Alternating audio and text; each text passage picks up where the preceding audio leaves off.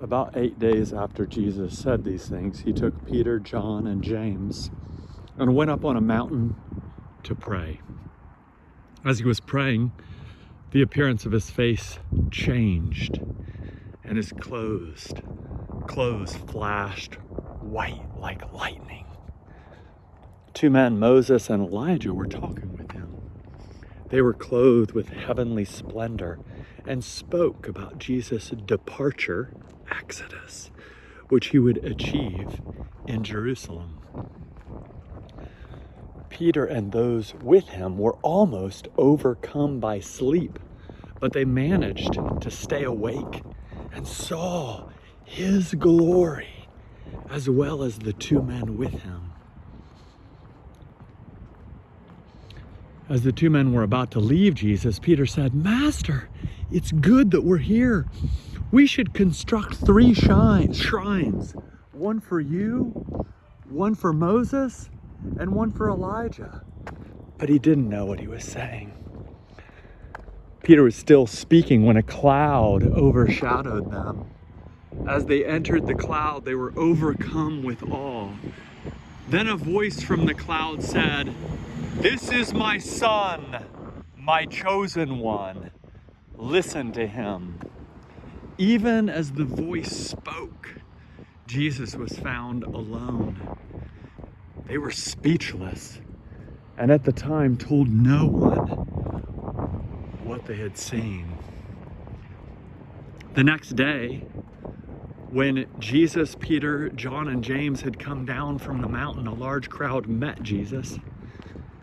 A man from the crowd shouted, "Teacher, I beg you to take a look at my son, my only child. Look, a spirit seizes him, and without any warning, he screams. It shakes him and causes him to foam at the mouth. It tortures him and rarely leaves him alone. I begged your disciples to throw it out, but they couldn't." Jesus answered, "You faithless and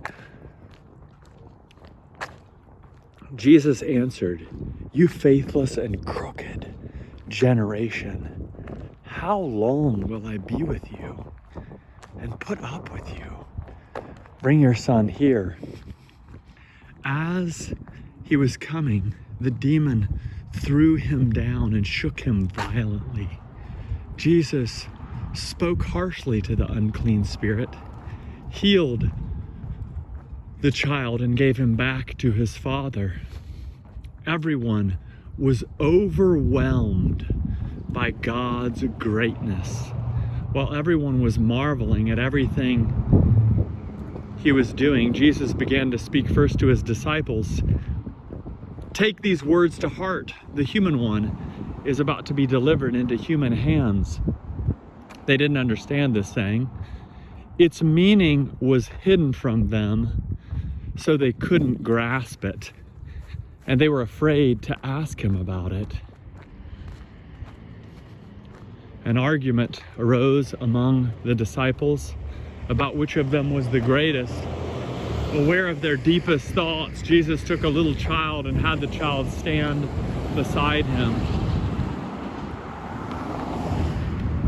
Jesus said to his disciples, "Whoever welcomes this child in my name welcomes me.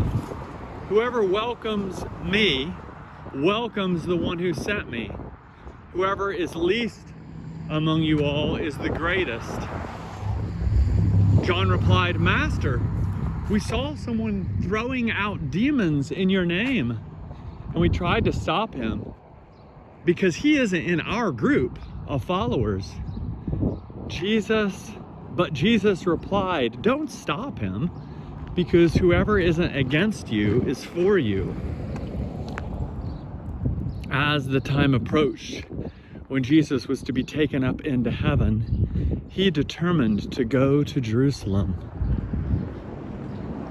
He sent messengers on ahead of him. Along the way, they entered a Samaritan village to prepare for his arrival, but the Samaritan village refused to welcome him because he was determined to go to Jerusalem. When the disciples, James and John, saw this, they said, "Lord, do you want us to call fire down from heaven to consume them?"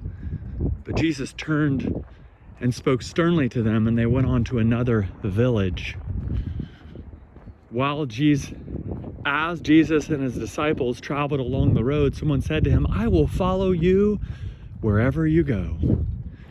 Jesus replied, "Foxes have dens, and the birds in the sky have nests, but the human one has no place to lay his head."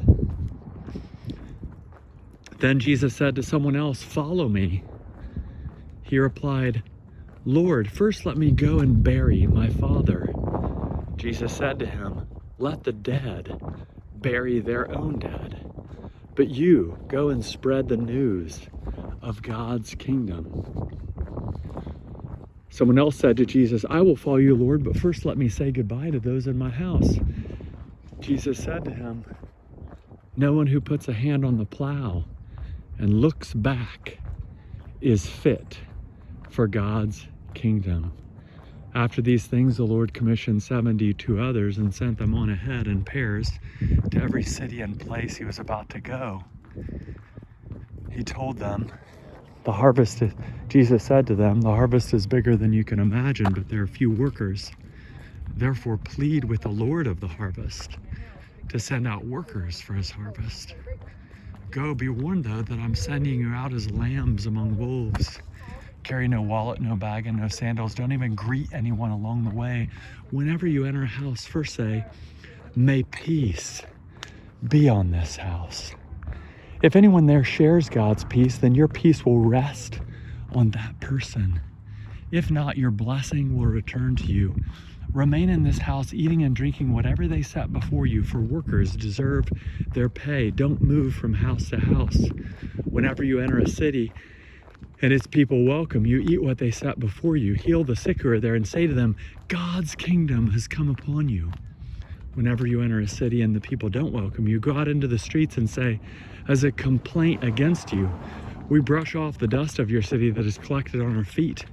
But know this, God's kingdom has come to you. I assure you that Sodom will be better off at the judgment than that city.' How terrible it will be for you, Chorazin. How terrible it will be for you, Bethsaida, if the miracles done among you had been done in Tyre and Sidon. They would have changed their hearts and lives long ago. They would have sat around in funeral clothes and ashes. But Tyre and Sidon will be better off at the judgment than you. And you, Capernaum, will you be honored by being raised up to heaven? No, you will be cast down to the place of the dead. Whoever listens to you listens to me. Whoever rejects you rejects me. Whoever rejects me